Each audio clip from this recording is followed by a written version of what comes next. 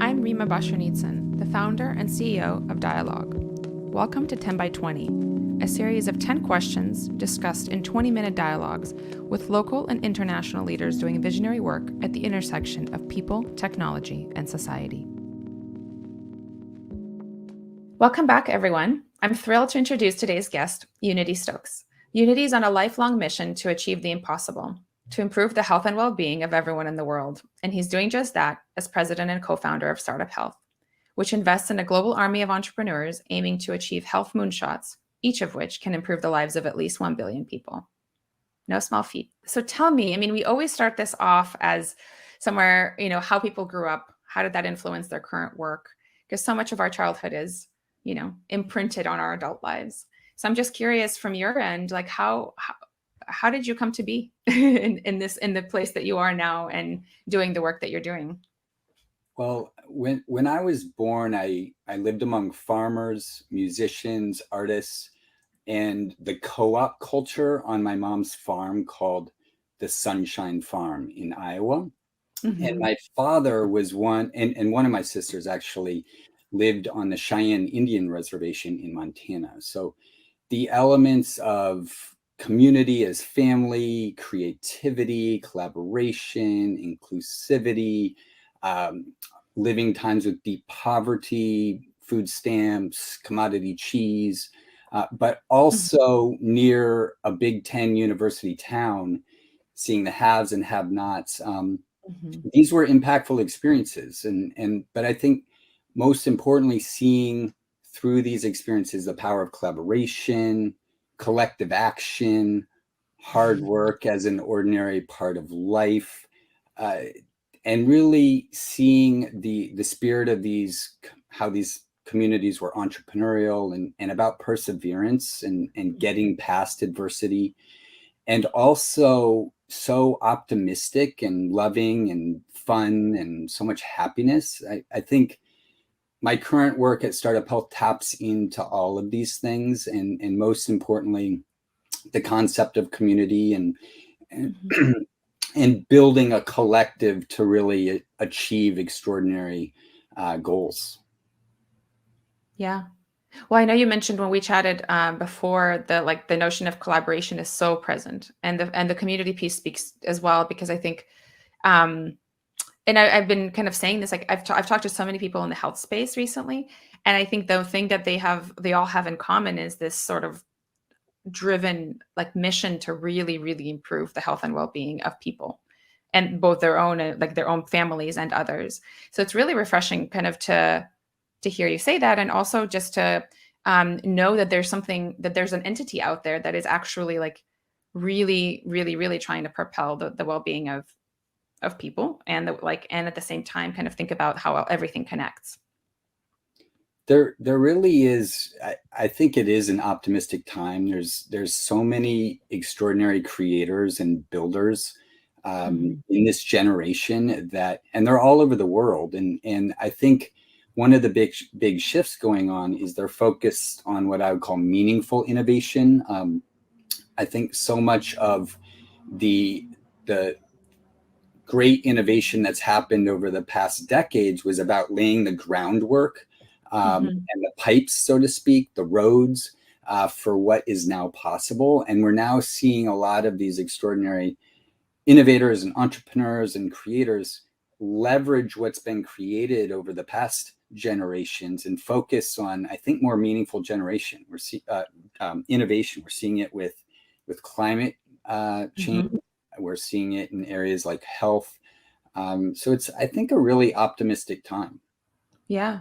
Well, I want to kind of go back for a second. And you had this really interesting upbringing, seems like a completely non-traditional upbringing in the context of what's considered like a typical American lifestyle. And I'm curious, what was the impetus for founding Startup Health? Like, how did that all come to be?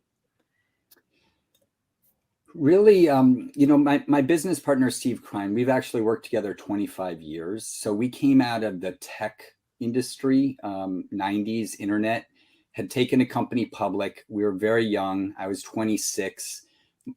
My business partner was 29.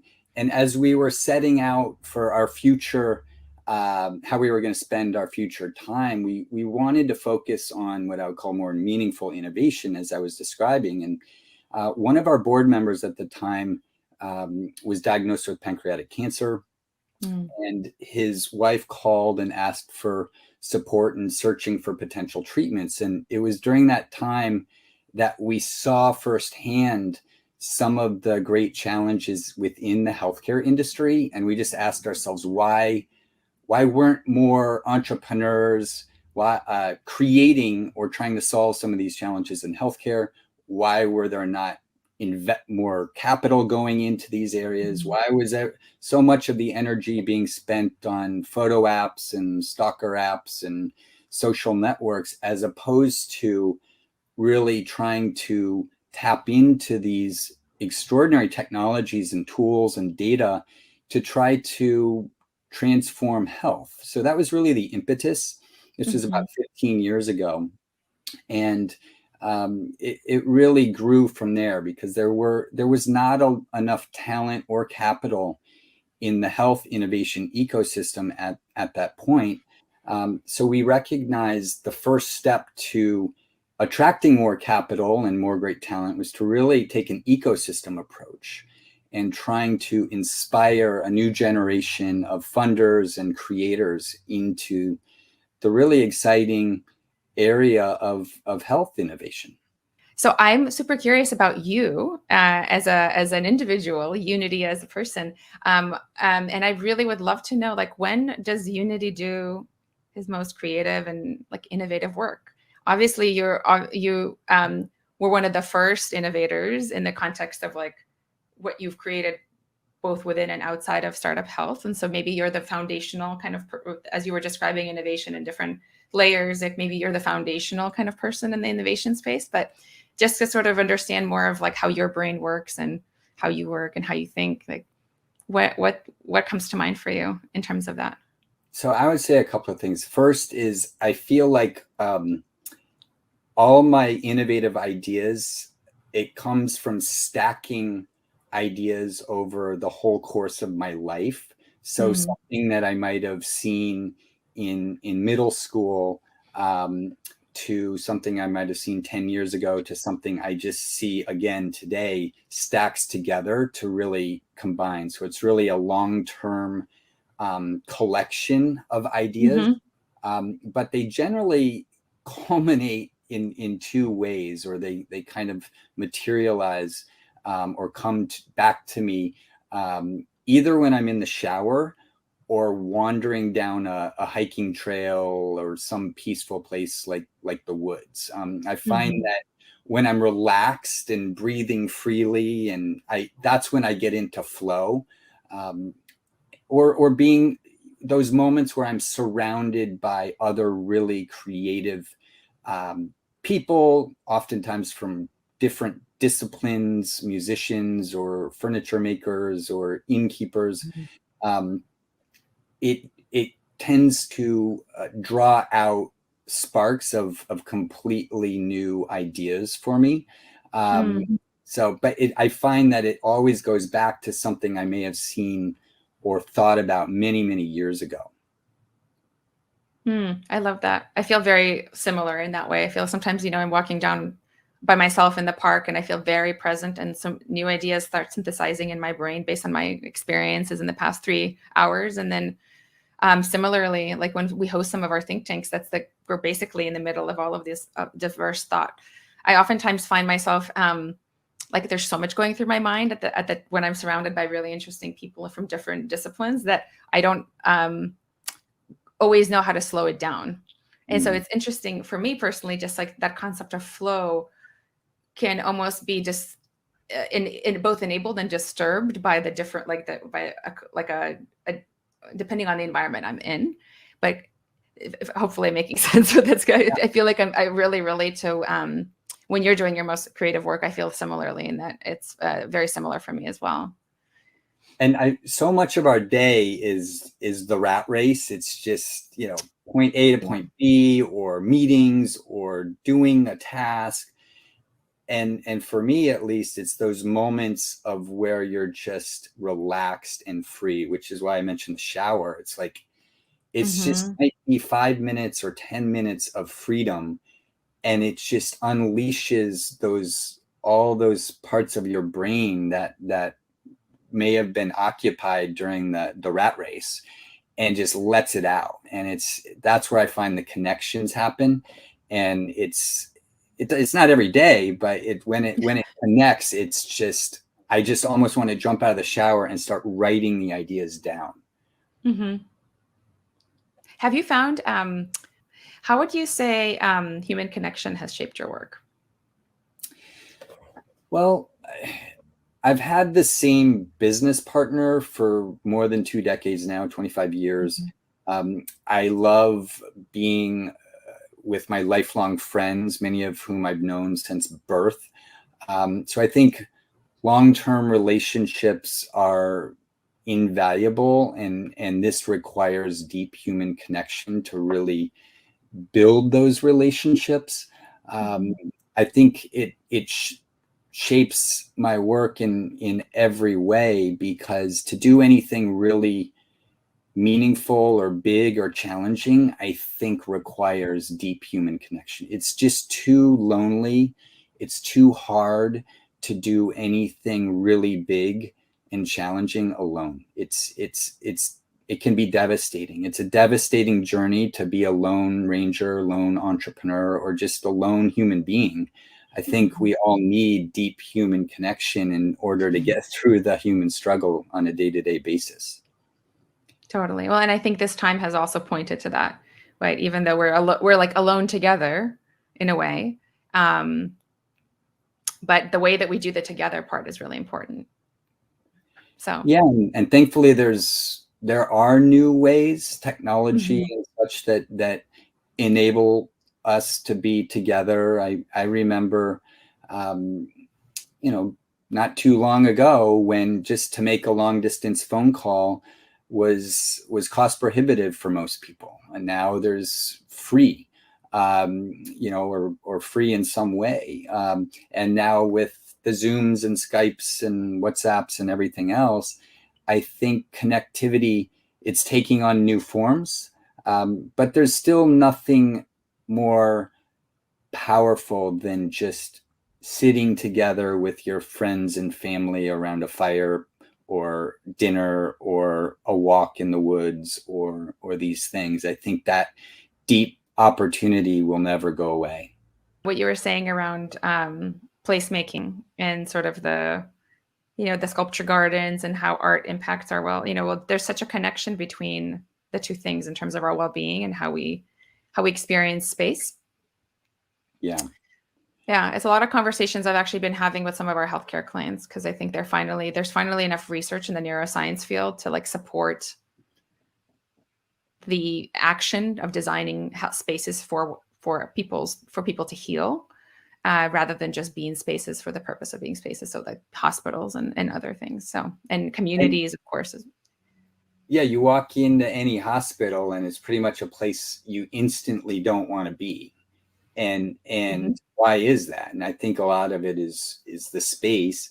You look at the great parks that have been created over the past 10 or 20 years, like the High Line in New York, where they took a space where no one wanted to be, and now everyone wants to be there because of Mhm. how they just made some simple tweaks, and I Mhm. think um, one element of that a lot of great parks really leverage, and I would even say it doesn't even have to be an outside space. I mean, I think of Cirque du Soleil as a benchmark for indoor experience. I think of Mhm. great restaurants or bars or boutique hotels that have done this in small environments, but where they're using every available sense and incorporating that and integrating that and thinking about how a place smells or tastes or Mhm. feels or you know the temperature, I think is a huge opportunity that any creator should be able to bring, or architect or builder, to a hospital. Mm-hmm. Well, and I love that you talk about entrepreneurship in the context of creation.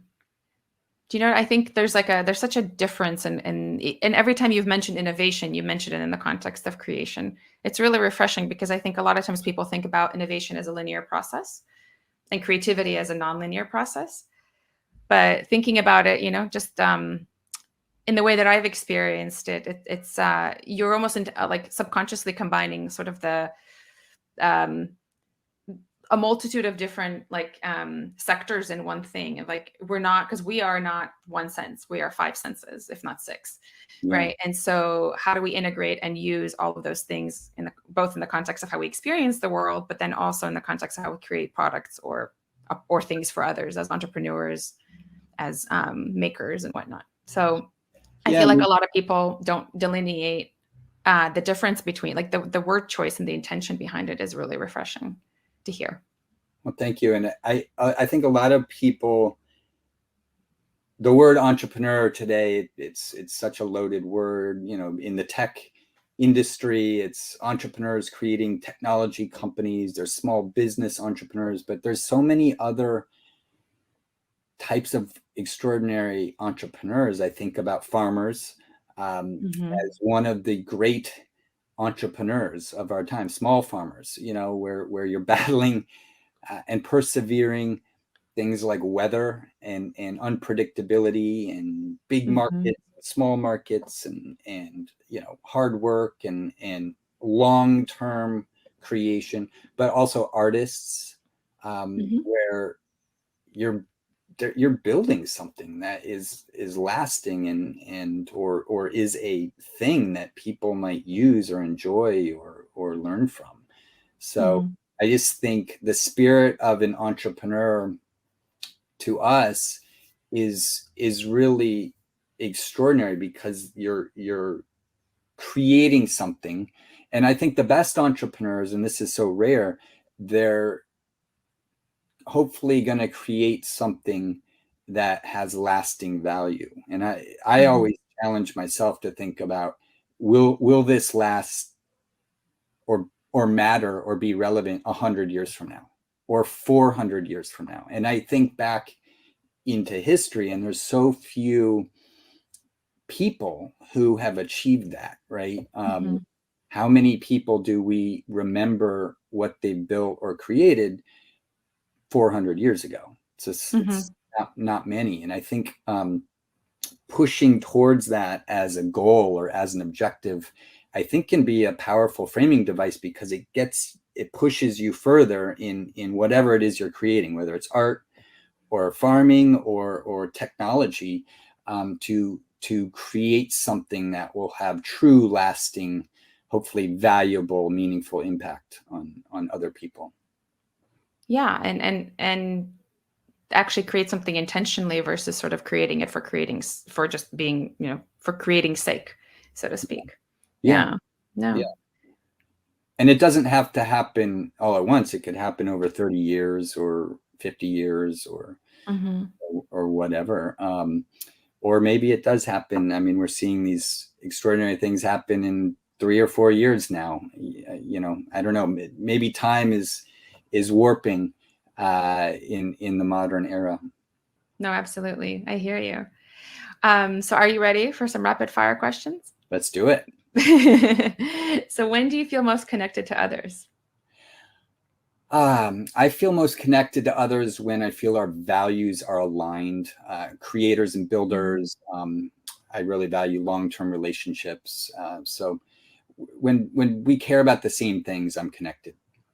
Mm-hmm. When and where are you happiest? I'm happiest when I'm making tangible progress toward seemingly impossible, audacious goals. The place is less important, other than I generally like to be on these adventures with my family as part of the journey. I love that. What intersection of disciplines are you most currently fascinated by? Wow. Every day is different for me. But today and recently, I'm really into public park and experiential space design, like sculpture Mm. gardens, long form storytelling, as in multi-year or decade-long narratives. So not just a series, but series of books or narratives that might play out over many, many years. Mm. And then also, I've always been really into temporary art, like street graffiti. Mm. Mm. And Interesting. one current hobby is, this is kind of random and a little bizarre, but my current hobby is ice making, and how to make clear ice using a technique called directional freezing. It's Do harder you harder what do than you do with what do you do with the ice after? it's valuable ice that goes into our drinks that we enjoy, and it could be a mocktail or cocktail, and it adds so much value to anything you're drinking. Ah, that's very interesting. Yeah. What's your greatest regret? Not many regrets, although I would say not traveling more with my family to other parts of the world. Okay. Well, you could still do that after Yeah, we get through this. it's been What's the one thing you wish to pass down to the next generation? think globally, act globally, and mindset matters most. Mm, that's beautiful. Thank you. It was so good to have you, Unity. Thank you. Thank you so much. This was a lot of fun. Thanks for tuning in to Dialogue's 10 by 20 interview series, where we ask 10 questions in 20 minutes to profile international leaders working at the intersection of people, technology, and society. That's all for today's episode. Like and subscribe below to get notified for our upcoming interviews. Follow us on Instagram at dialogue_co.